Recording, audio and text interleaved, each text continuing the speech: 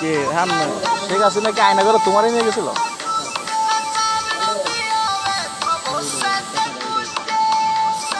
কি খবর সব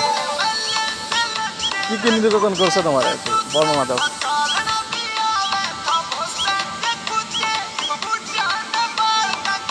সে মানসিকভাবে অসুস্থ এবং তার কথাবার্তা একটু কম বলে কি প্রশ্ন করতে সেটাও বুঝতেছে না ছোটো মানুষের মতো খালি চাই থাকে